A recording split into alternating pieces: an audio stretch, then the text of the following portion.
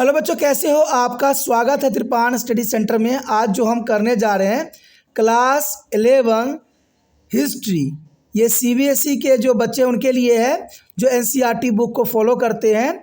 इसमें जो आज हमारे समक्ष 11वीं कक्षा का हिस्ट्री का जो चैप्टर आया है, द सेंट्रल इस्लामिक लैंड्स, यानी इस्लाम का उदय और विस्तार, जो कि लगभग यहाँ पर देखा जाए 570 से लेकर 1200 ईसा पूर्व का है। इसमें हम हर एक बात पे जो है विचार करेंगे, हर एक शब्दों को समझने की कोशिश करेंगे।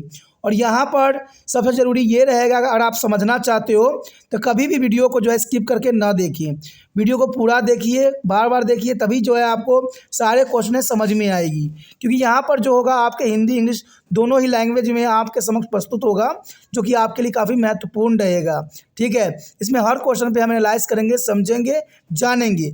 लेकिन क्वेश्चन स्टार्ट करने से पहले एक बात जो मैं हमेशा कहता हूँ, जिसको आपको सोचना भी चाहिए, विचार भी करना चाहिए और इवन अमल भी करना चाहिए, वो ये है कि जब भी वीडियो देखिए पूरा देखिए, क्योंकि अधूरा जानकारी सदैव खतरनाक होता है। साथ में एक इंपॉर्टेंट बात ये भी रहता है, अगर आप पहली बार वीडियो देख रहे हो तो लाइक शेयर सब्सक्राइब करना मत भूलना। क्योंकि दोस्तों लाइक कीजिएगा तो बनाने वाले का मनोबल बढ़ता है, सब्सक्राइब कीजिएगा तो इससे ये होता है कि जब भी मैं कोई वीडियो डालूंगा उसका नोटिफिकेशन आपको समय रहते मिल जाएगा। और देखिए शेयर का मतलब ये होता है कि आपके थ्रू ना जाने किन बच्चों को हेल्प मिल जाए, ये आप भी नहीं जानोगे, इसलिए जो है आप शेयर जरूर करो। ठीक है, व्हाट्सएप स्टेटस पे भी लगाओ। दोस्तों एनएसएस सेंटर जो है कई मानने में बहुत से बच्चों के लिए हेल्पफुल है, चाहे वो 8th क्लास हो, 9th 10th 11th 12th हो, चाहे वो एनआईएस बोर्ड के बच्चे हों, ठीक है, चाहे बीए एमए के बच्चे हो, सभी क्लासों के लिए कुछ ना कुछ जो है त्रिपाण एनएसएस सेंटर में उपलब्ध है। तो इसलिए आपके लिए ज़रूरी है कि आप सब्सक्राइब करके इसको चैनल को जो है सेव कर लो, नहीं तो बाद में अगर रिसर्च करोगे तो शायद आपको ये चैनल प्राप्त ना हो।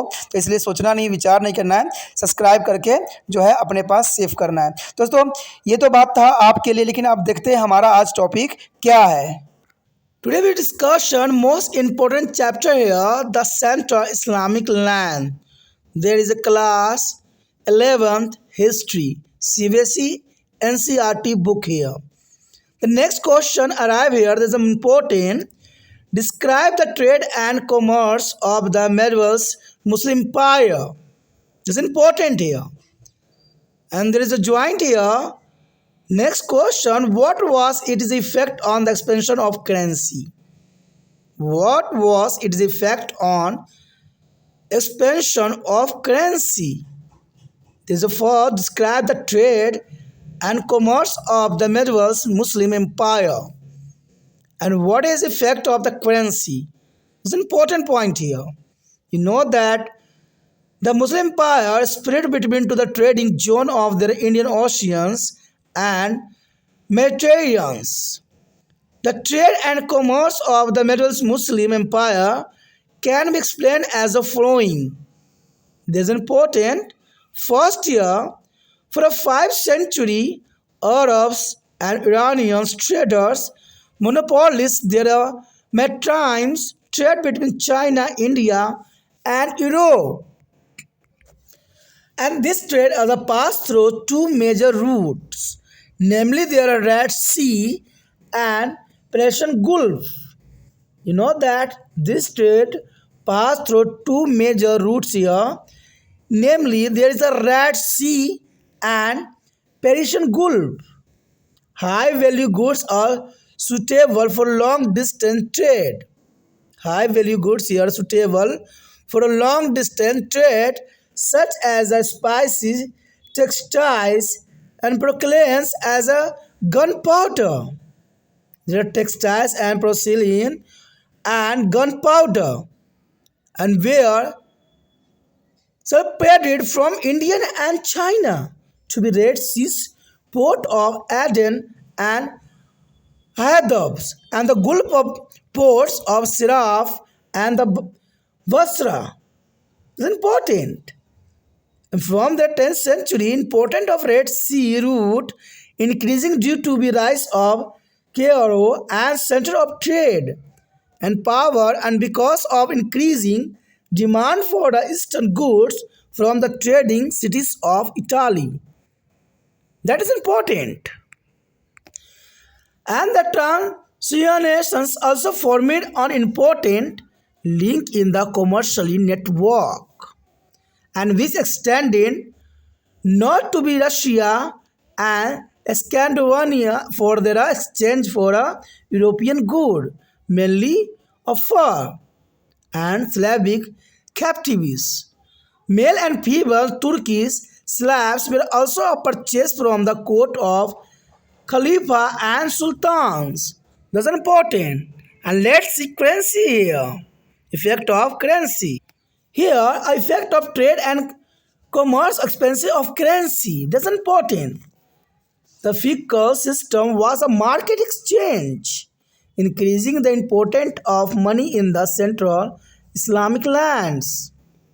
And coins of gold, silver, and copper were minted and circulated to pay for the goods and service. You know that is important here. A coin of gold, silver, and copper were minted and circulated to pay for their good and service. And gold come from the Africa, Sudan, and silver from Central Asia. Silver hairs come from Central Asia and gold Asia come from Africa. Because metal and coin also come from the Europe. There is a metal and coins also come to the Europe country. And rising demand for money forced the people to release their accumulated reserve and adults' wealth into circulation.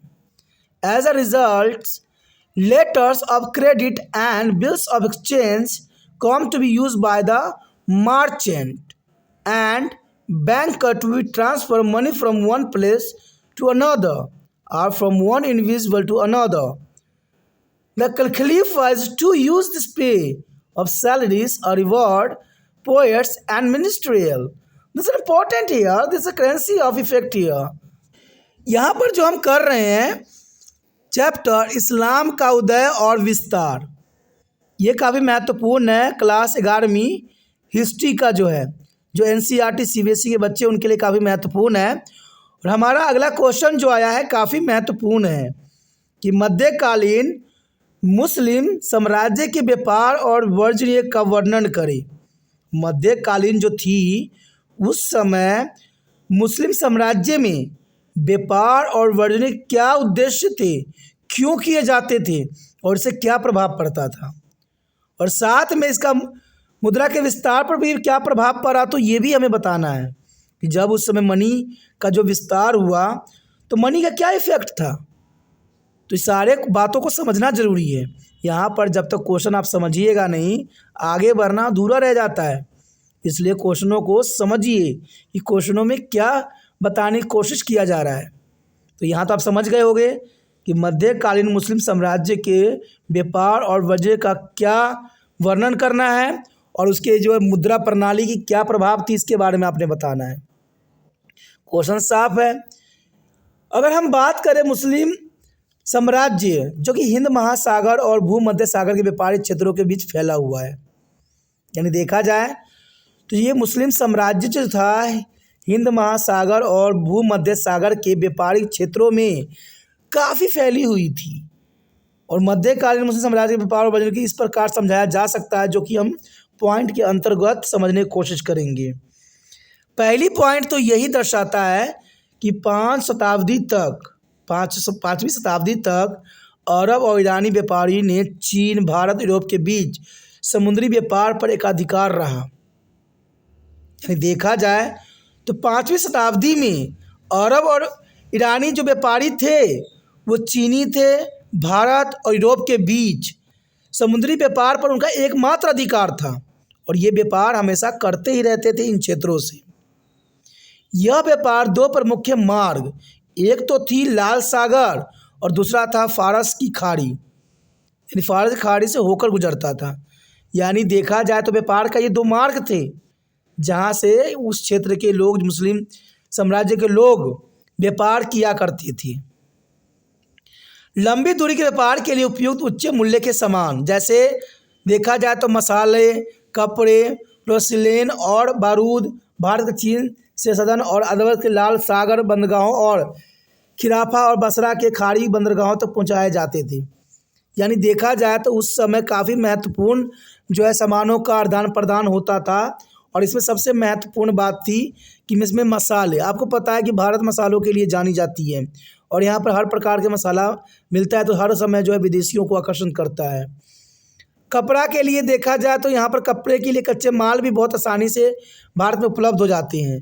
Porcelain और बारूद के लिए ये लोग काफ़ी जो है इस देश को व्यापार करने के लिए बनाते थे।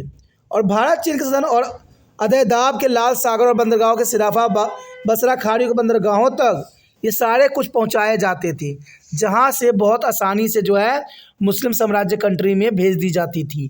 तो ये काफ़ी महत्वपूर्ण बात है। यहाँ देखा जाए तो 10वीं शताब्दी से व्यापार और शक्ति के केंद्र के रूप में कहिरा के उदय और इटली के व्यापारी शहरों से पूर्वी वस्तुओं की बढ़ती मांग के कारण जो है लाल सागर के मांगों का महत्व बढ़ गया।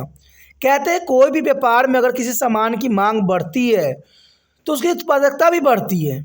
और ऐसा ही हुआ कि 10वीं शताब्दी में व्यापार शक्ति केंद्र के रूप में कहिरा के उदय और इटली के व्यापारी शहरों में पूर्वी वस्तु की बढ़ती मांग के कारण लाल सागर मार्गों का महत्व काफ़ी बढ़ गया, क्योंकि इसी क्षेत्र से जो है व्यापारी लोग व्यापार किया करते थे। इसलिए लाल सागर के जो मार्ग था उसका महत्व भी बढ़ा और इसकी इकोनॉमिक ग्रोथ भी हुई। देखा जाए तो ट्रांसओशियान ने वर्जिकी नेटवर्क में भी एक महत्वपूर्ण कड़ी बनाई, जो यूरोपीय वस्तुओं के मुख्य रूप से फर के लिए ये जानी जाती थी और सलाविका बंदियों के आदान प्रदान के लिए उत्तर में रूस और स्कैंडिनेविया तक फैली हुई थी। बंदियों के यानी देखा जाए तो यहाँ पर जो है स्लैब प्रथा भी थी, वहाँ पर लोगों को गुलाम बना के जो है आदान प्रदान किए जाते थे और रूस स्कैंडिनेविया तक ये बात फैली हुई थी। इन सारे क्षेत्र में जो है व्यापार इसी प्रकार के होते थे, इंसानों का भी व्यापार, इसमें बंदियों का भी व्यापार की जाती थी। तो ये काफ़ी महत्वपूर्ण क्षेत्र था। यहाँ पर देखा जाए तो खलीफाओं और सुल्तानों के दरबार के लिए पुरुष और महिला तुर्की दास भी खरीदे जाते थे, यानी तुर्की से महिलाओं को भी पुरुष को भी खरीदे जाते थे खलीफाओं और सुल्तानों के दरबार में रखने के लिए। तो इस समय देखा जाए तो स्त्री का भी व्यापार होता था और पुरुष का भी व्यापार होता था, इसलिए ये समय काल काफ़ी महत्वपूर्ण थी। लेकिन देखा जाए तो दासों के लिए बहुत ही दर्दनाक थी। आगे अगर हम बात करते हैं मुद्रा के विस्तार एवं व्यापार वर्ग का क्या प्रभाव पड़ा, यानी मनी का क्या इफेक्ट पड़ा, तो ये काफ़ी महत्वपूर्ण रहेगा। यहाँ पर कहते हैं राजकोषीय प्रणाली और व्यापार विनियम ने केंद्रीय इस्लामी भूमि में धन की महत्ता को बढ़ा दिया। देखा जाए तो कहते हैं इस क्षेत्रों में जो है धन की जो है महत्ता को बढ़ा दिया, क्योंकि राजकोषीय प्रणाली और बाजार विनियम के कारण इस क्षेत्र में जो है धन की महत्ता को काफ़ी बढ़ावा मिला। सोने, चांदी और तांबे के सिक्के वस्तुओं और सेवाओं के भुगतान के लिए ढाले और प्रसारित किए जाते थे। यानी देखा जाए तो सोने, चांदी, तांबे के सिक्के वस्तुएं और सेवाओं को भुगतान के लिए ढालों और प्रसारित किए जाते थे, जो कि इस समय काल में काफ़ी महत्वपूर्ण था।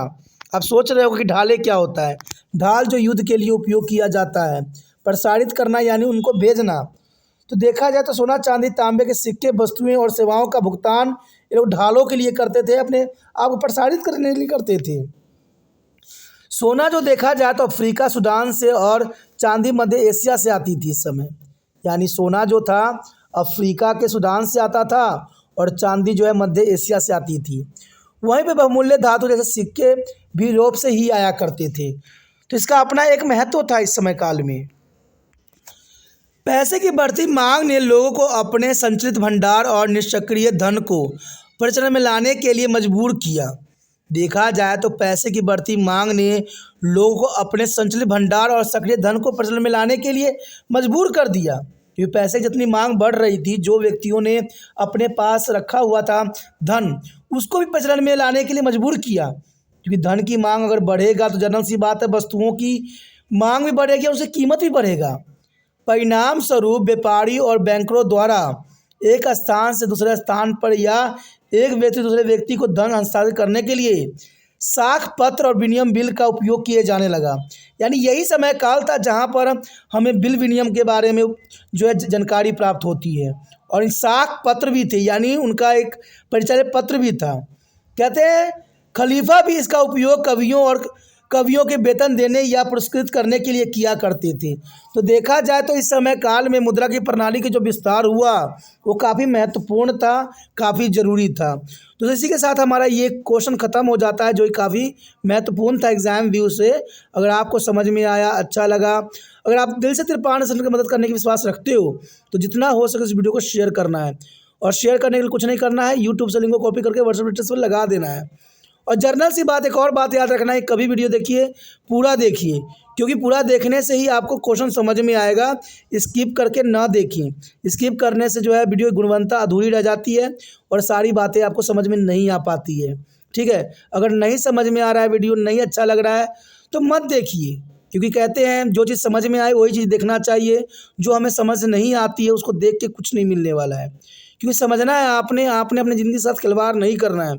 क्योंकि कहते हैं जब तक आप समझदार नहीं बनोगे भारत का जो है विकास नहीं हो पाएगा, क्योंकि आपसे ही कल टिका हुआ है। तो आपको जो है हर क्वेश्चन की समझ होनी चाहिए और ये ज़रूरी रहता है। कहते हैं अगर शेयर भी नहीं करना है मत कीजिए, लेकिन कम से कम जो है वीडियो पूरा देखिए अगर समझ में आ रहा होता तो। ठीक है, अगर ये बात समझ में आती है, अगर आपको अच्छा लगता है वीडियो की काफ़ी पसंद करते हो, कुछ शिकायत तो वो भी कीजिए, उससे भी मुझे कुछ नया ज्ञान मिलता है। ठीक है, अगर आप पहली बार वीडियो पे आए हो, पहली बार देख रहे हो मेरे चैनल पे, तो जनरल सी बात है, चैनल को सब्सक्राइब कर लीजिए। सब्सक्राइब कीजिएगा, तभी जो है आने वाला वीडियो का नोटिफिकेशन आपको प्राप्त होगा। और यह त्रिपाण सेंटर इसलिए भी महत्वपूर्ण है क्योंकि यहाँ पर 8th से लेकर MA तक के बच्चों के लिए सारे वीडियो उपलब्ध है। चाहे किसी भी क्लास में भी कोई भी सब्जेक्ट ले रखे हो, सभी चीज़ों का वीडियो यहाँ पर उपलब्ध है। तो सिर्फ देखने की ज़रूरत है, समझने की ज़रूरत है और चैनल को सब्सक्राइब करने की ज़रूरत है। तो सोचिए नहीं, विचार न कीजिए, अभी त्रिपाण सेंटर को सब्सक्राइब करके अपने मोबाइल में सेव कीजिए।